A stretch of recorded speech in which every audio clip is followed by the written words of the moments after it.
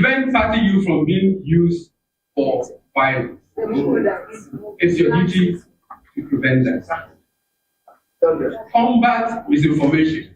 And as my brother will come and tell you about fact checking and all those things. And when the media commission came, he mentioned me. I thought it was a lady.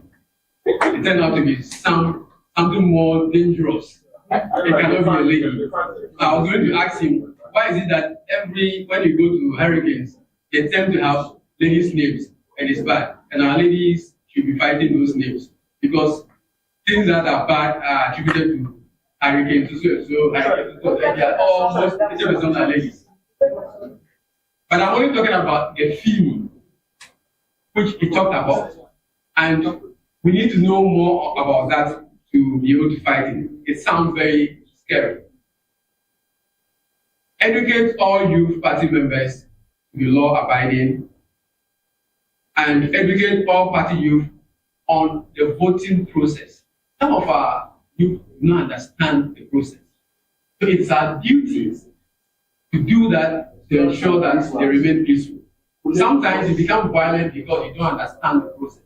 So it's our duty as the youth leaders to be able to do that. Inter-party peace building process. Yes. So if we talk about conflict in Ghana, sometimes it is not even an inter-party conflict. It can be intra-party. So within yourself, there are some conflicts that you must begin to resolve. As the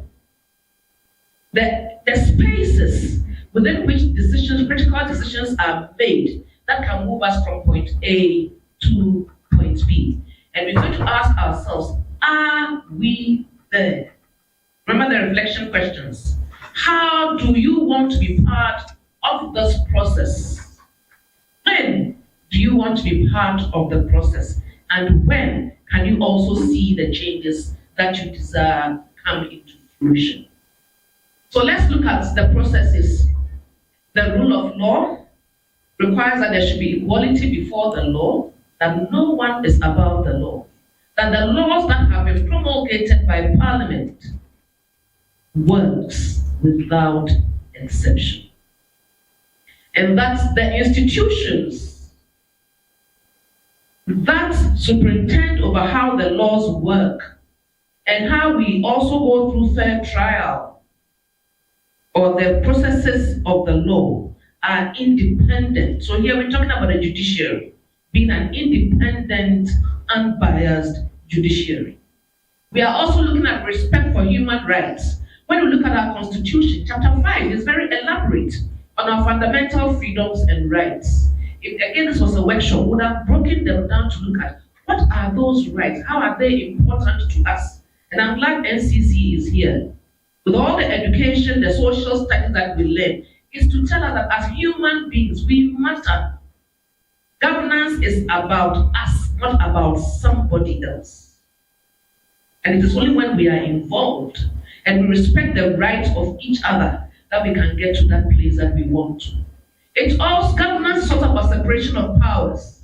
So in as much as Parliament, the judiciary and the executive are separate entities with specific roles and responsibilities, there are also checks and balances. So no one institution is an island on its own, and we know all of these. Again, it's about free and fair elections. Elections have become the norm for Ghanaians.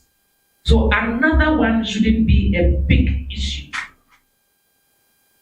For many countries, elections happen, life goes on. We participate, we are represented, we all move towards that smooth road that we want ourselves, for our families, and for the generations yet to come. It's about multi-partism. That is the road we have chosen. And want to have multi-party democracy. So it's about respecting each other as Ghanaians belonging to different parties. That high God has finished this economy.